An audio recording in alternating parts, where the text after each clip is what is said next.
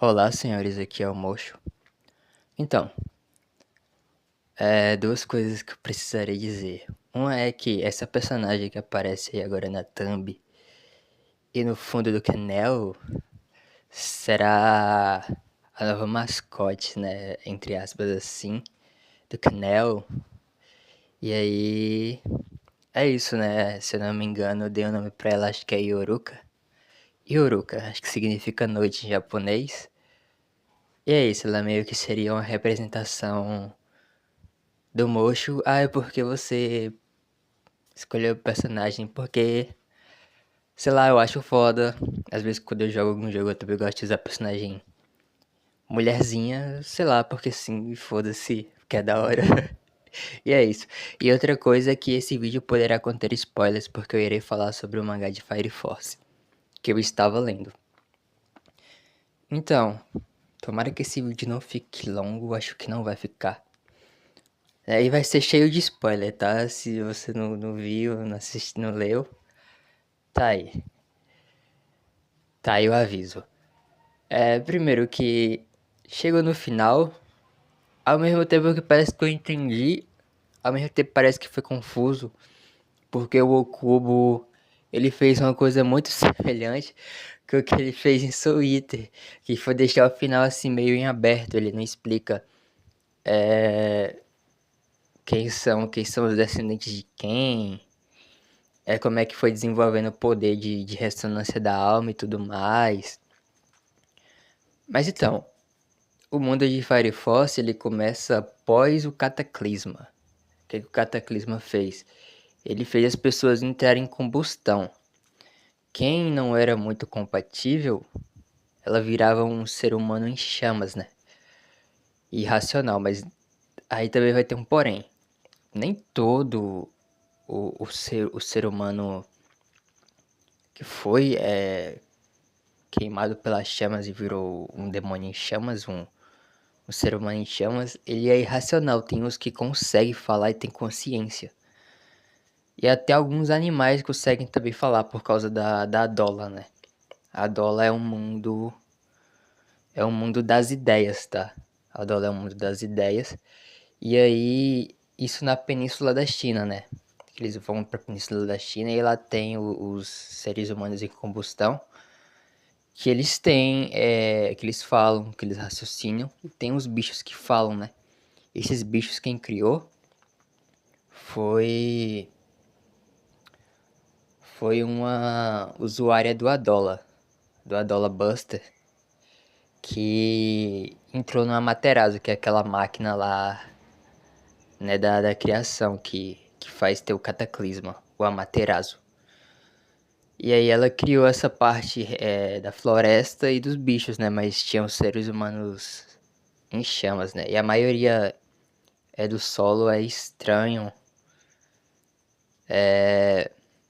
não tem floresta, sabe, essa parte que ela criou é artificial, essa mulher em questão. E aí também vai entrar outras coisas que podem soar confusas, tipo o evangelista, os doppelgangers, ou gangues, vou falar ginger, doppelginger, que também tem. Aí assim, a Dola, como eu falei, é o mundo das ideias, né, a imaginação das pessoas. Só que o que acontece? Da primeira vez o cataclisma não deu muito certo.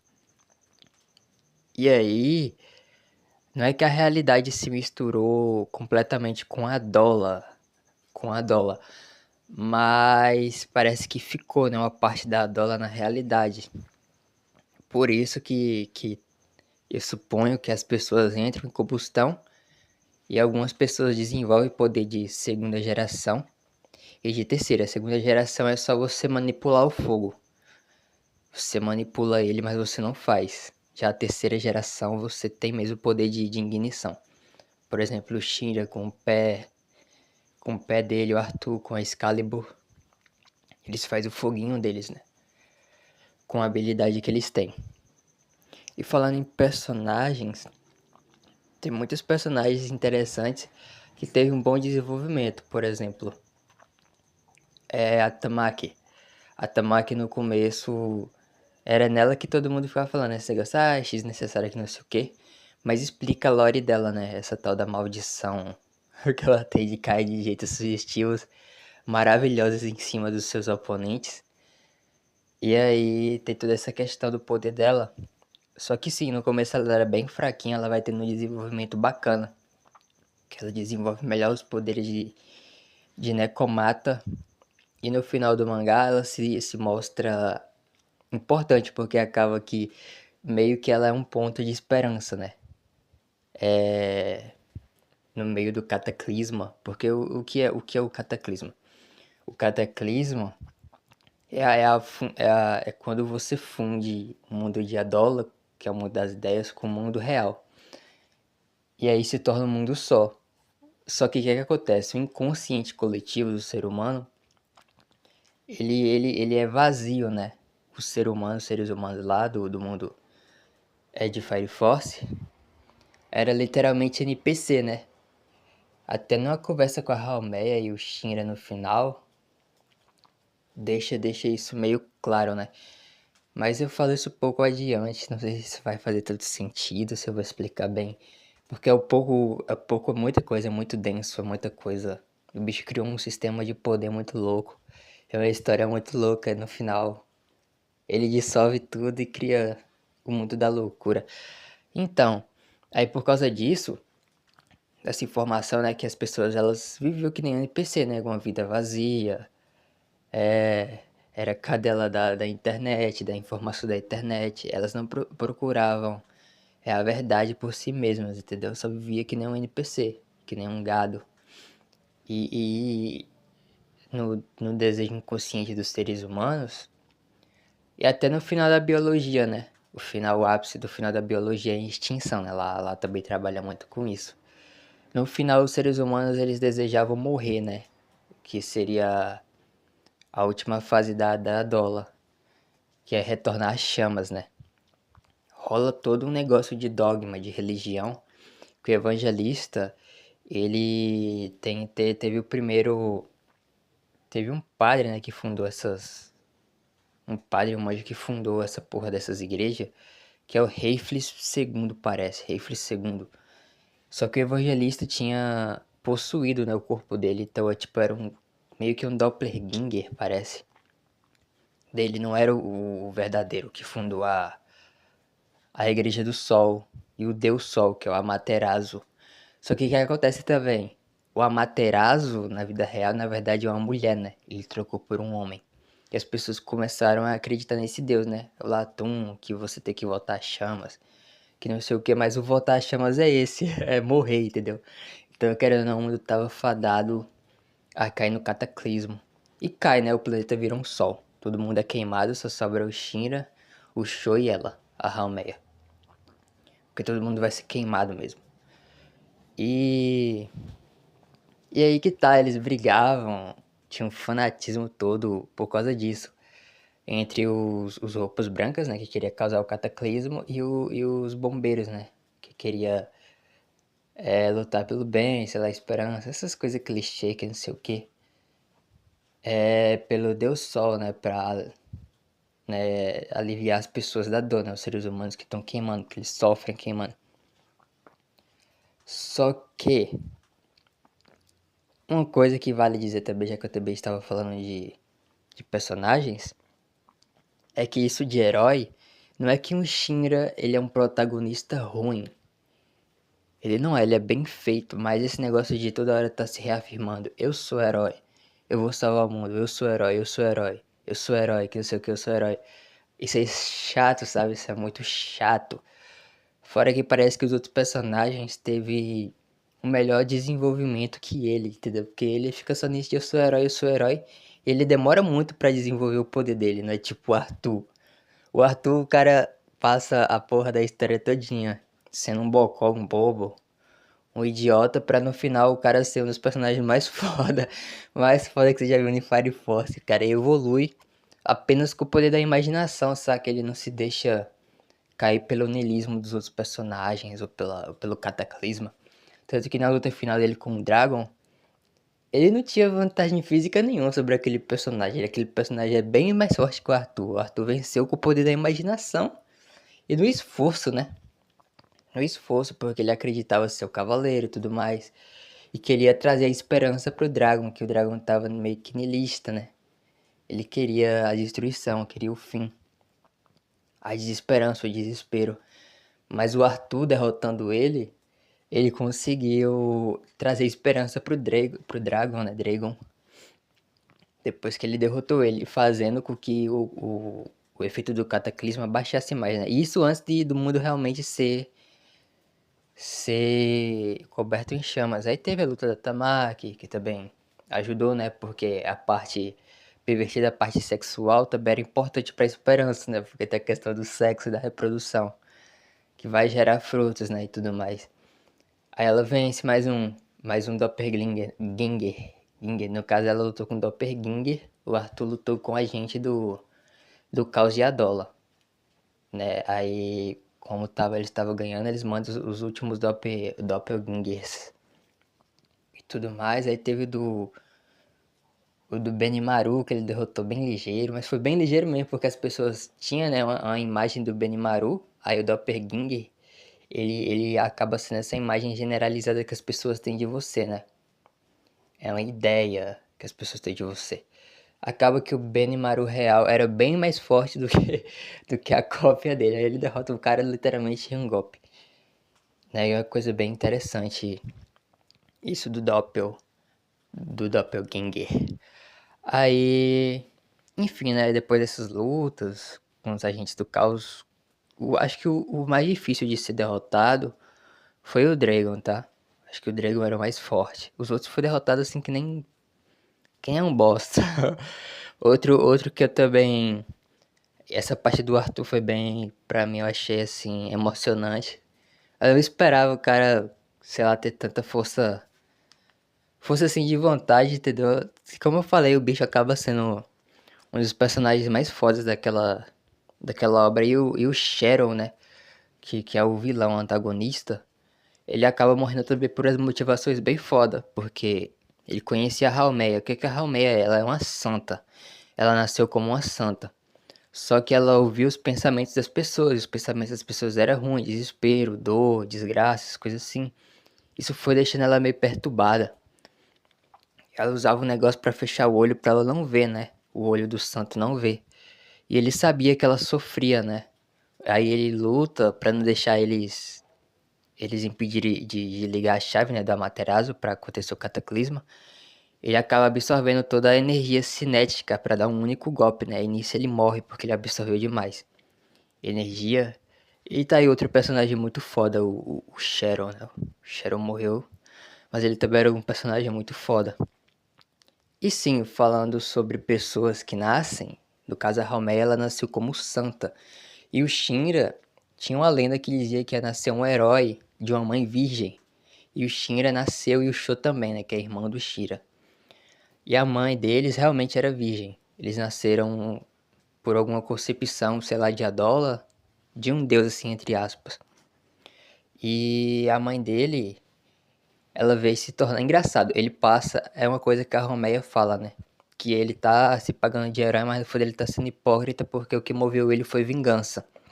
E é verdade. Ele queria se vingar do demônio e acaba que o demônio é a mãe dele, porque o Sho desperta o poder dele da Dola, né? E ele desperta o Shinra como de terceira geração, né? O Shinra ainda não despertou o poder da Adola naquele ponto, mas ele tinha. E a mãe vira um demônio. Só que o que é que acontece? Tem um evangelista e ele se funde com a Romeia, né? Aí funde também o poder da Inca, funde o poder da Iris e o dos outros pilares, né? Ela fica meio over assim, praticamente um deus, né? Ela praticamente se tornou o deus, o evangelista. E o evangelista, ele representa o desespero, certo? E a mãe do Shinra, ela é o doppelganger do evangelista, que representa a esperança. É por isso que ela aparece, né? A esperança que estava derrotando o desespero, o niilismo, o desespero.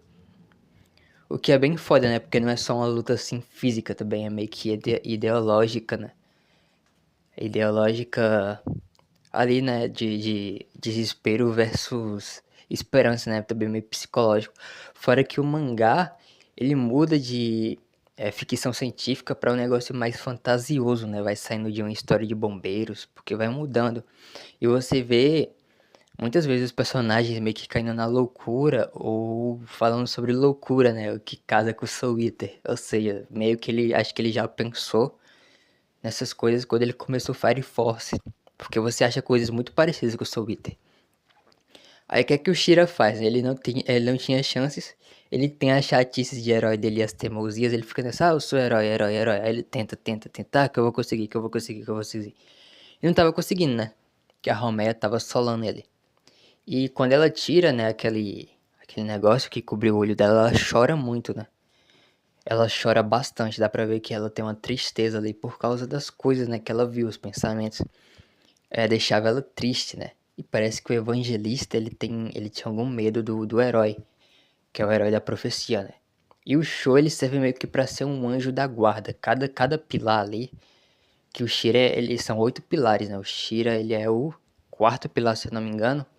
E a irmã, né, a sister lá, ela era o oitavo, né?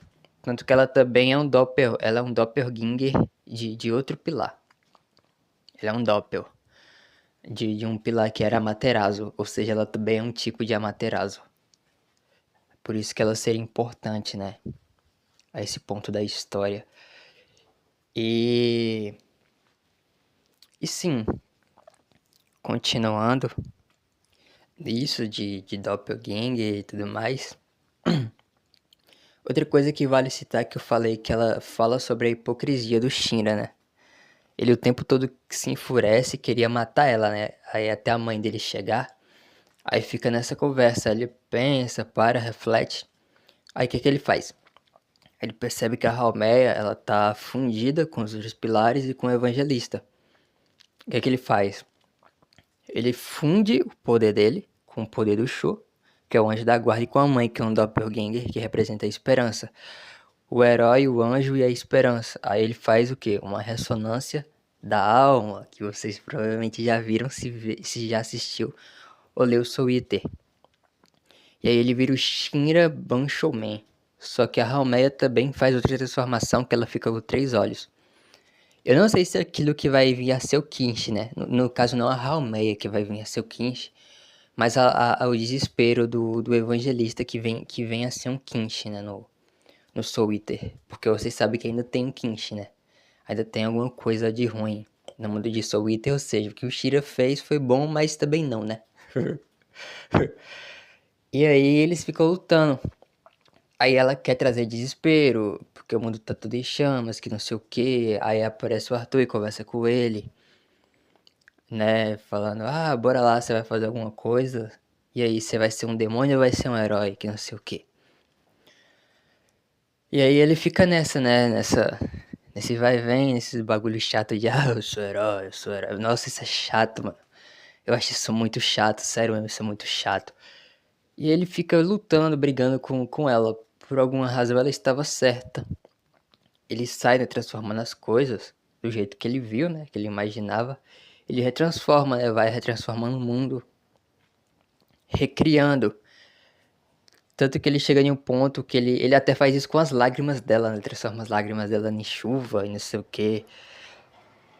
Aí faz animal, retransforma, refloresce, que não sei o que. E ela chora, ela implora pra ele parar de fazer isso. Ele não para, ele continua naquela chatice dele. Ela chora lá, que não sei o que. Aí chega um ponto que ela só para assim e começa a clamar, né, pra ele, né, como se ele fosse um deus. Ele não gosta disso, ele fala, não, eu não sou um deus que não sei o que, mas ele tá agindo que nem um deus. Aí ela fala, não adianta você reconstruir, porque a humanidade, tudo isso vai se repetir. O desespero vai voltar a acontecer. Você criou um novo paraíso, aí o Shu até fala, você tá criando o Éden, você tá querendo criar um Éden. Aí ela fala que ainda vai ter o inferno, né? Ainda vai criar, ele vai acabar criando uma coisa ruim, o inferno, querendo ou não. Tanto que quem via a Dola, quem não era uma Dola Buster, E quem via, né, acaba vendo que tinha poder de ignição, acaba vendo, ele acabava tendo a marca do estigma, um olho queimado e tudo mais, tanto que o Joker e o como é que é o nome dele? E o Leonard Burns, eles têm o olho queimado porque viu a Dola. Um humano normal que não tem uma Dola Buster, que não faz parte, né, daquele mundo, não tá conectado com aquele mundo, ele vai ter essa marca do estigma de Adola. E aí. E aí sim. Aí ele fica nessa viadagem. Aí ela tá das horas que ela fala.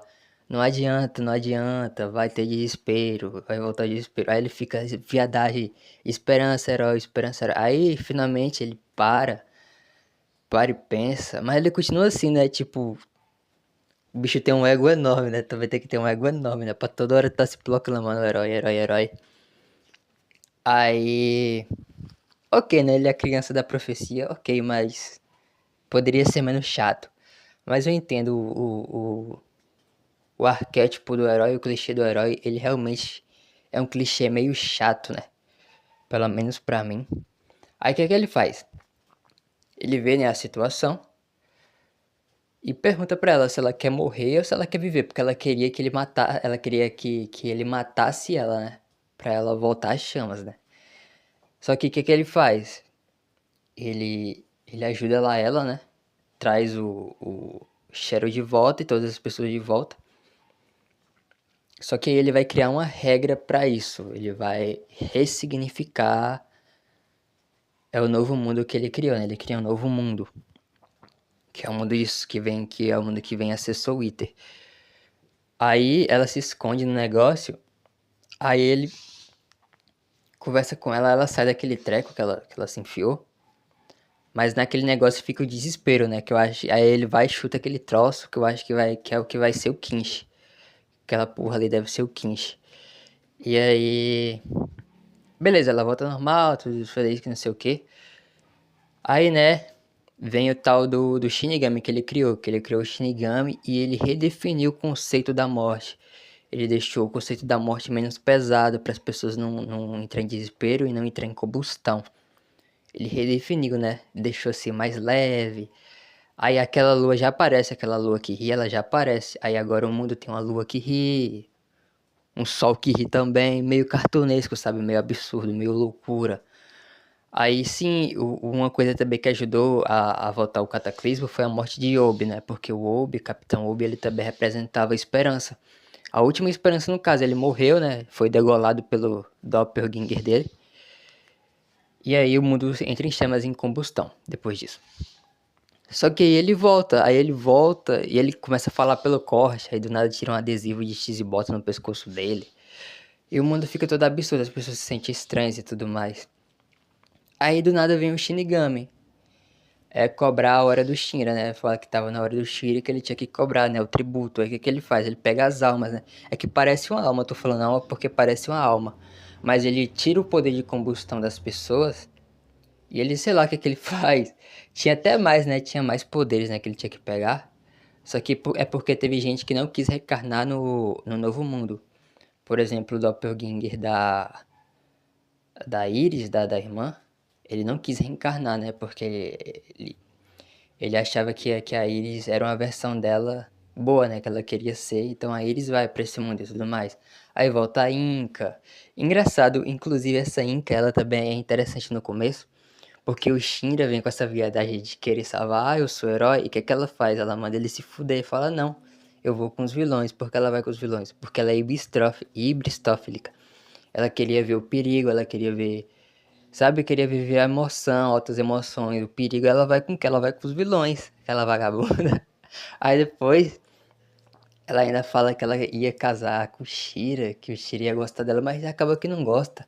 Ela até mete que ela é irmã, ia ser namorada do Shira, que ela não ligava e não sei o que, mas ele não, realmente ele parece que não quer nada com ela, né?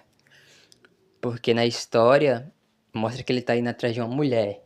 E aí quando mostra ele, tá lá o Arthur, tá o Ogum e tudo mais. Aí chega e aparece ela tá com roupa de bruxa, não sei se é ela que criou as bruxas, sei lá. E parece que no mundo ela tem algum poder. Algumas pessoas despertou algum poder, mas sem ser do Adola, sem ser de combustão. E aí ela fala que ela quer ter uma semente, né, do Shinra. Aí ele fala, ué, você gosta de mim, que não sei o que. Ela, não, eu não gosto de você. Eu só quero ter um filho, um descendente do herói que criou esse mundo, que não sei o que. Ele fala, não, que não sei o que é 3D. Mas acaba que ele tem um filho, tá? Só que eu não sei quem seria descendente dele. Provavelmente o filho que ele teve foi com a irmã. Parece que eles estavam juntos, né? Parece que ele já gostava dela e tudo mais. Ficou meio ambíguo, as coisas ficam meio ambíguo, não tá tudo tão bem explicado.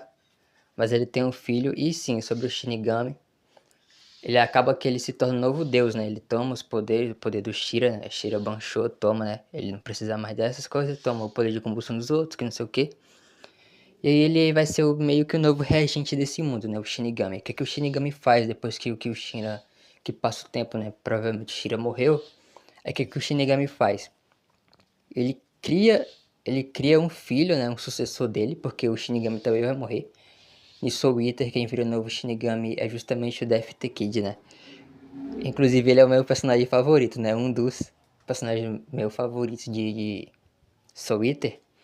Aí o que que acontece? Ele cria o Death the Kid a imagem do Shinra, entendeu? É por isso que ele parece o Shira, só que ele tem aquela listrinha e tem aquela obsessão com o simétrico, né?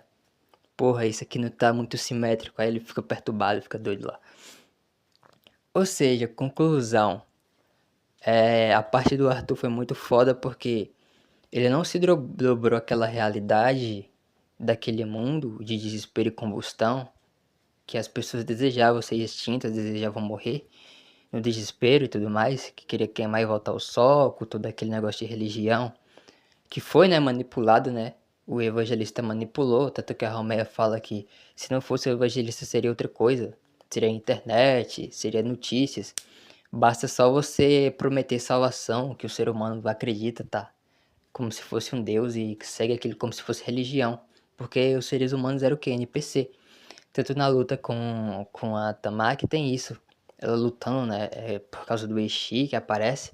Ela tenta vencer o Doppelganger do Assault, que ela venceu o Assault na base disso. Na base desse poder dela do Eichi, né? Que ela cai em cima dele, em posições sugestivas. E ele ficava galudão, tá ligado? Ele até tentava ver pornô, sair com mulher, pra ver se ele ganhava dela, mas ele não ganhava dela. Não ganhava. Ela derrotava ele pela falta de pudor. E aí acaba que eles vencem, né? Aí enquanto o Doppelganger tá vencendo lá a batalha, as pessoas elas reagem da mesma forma, né? É começar a chamar ela de vagabunda, que ela não presta, que ela deveria ter mais pudor. Aí conforme eles vão ganhando, as pessoas começam a tirar a roupa e vai mudando. É isso mesmo, que ter isso, que tem que ter. Como é que é a perversão? Aí o assalto, o verdadeiro assalto fala que ele vai lutar pelos pervertidos. Que não sei o que. Muito engraçado essa parte, muito engraçado. Ele é muito bom em fazer personagem. Ele fez umas. O Kubo ele fez um desenvolvimento de personagem muito da hora. Aí sim, voltando pro Arthur, ele não se dobrou, né, à realidade. Só que no caso dele ficou mais foda do que do Shira. O Shira fica chato, porque ele é mais herói. Porque ele é o cavaleiro, né? Ele foi abandonado pelos pais, só que ele não se importou. Ele também tem um certo estoicismo. Fala até do arquétipo do bobo da corte, que ele seria isso. O bobo da corte, né? Que ele imagina cenas medievais, que ele é um cavaleiro, que ele é um idiota, que não sei o quê. Mas engraçado, o idiota venceu o cara niilista, que queria que o mundo acabasse, que entrasse em desespero. Ele venceu o dragão. Na base da imaginação, com o poder da imaginação. De tão foda que o cara era. O cara literalmente desenvolveu poder jogando Dragon Quest, mano. Porra, o cara meteu uma de Togashi ali.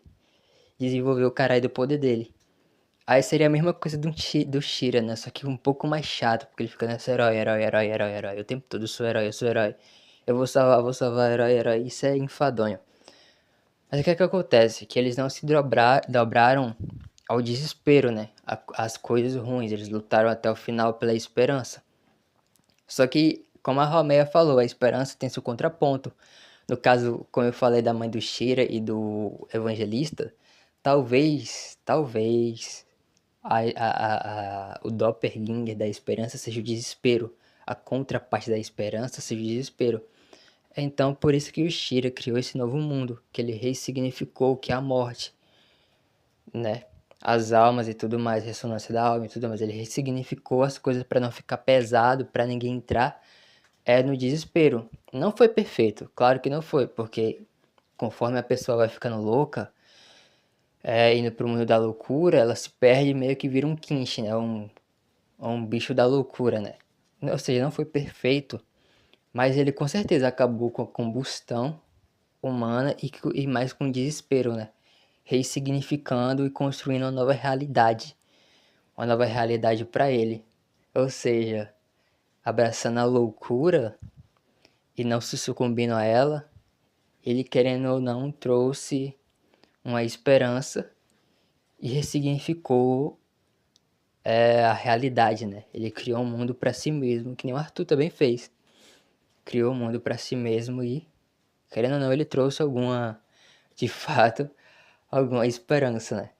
Então, não sei se ficou confuso, sei lá, ou muito denso, mas era basicamente disso que eu queria mais ou menos falar, né? Não sei se eu consegui falar do que eu realmente queria falar, mas é isso.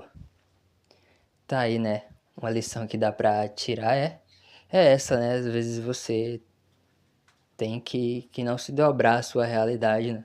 Ser um louco, um bobo da corte e ressignificar, né? Transformar para alguma coisa que seja mais palatável, que seja melhor para você, mesmo que não seja perfeito, né? Que nem foi em Soul Eater, mas querendo ou não, eles resolveram o problema da loucura, né?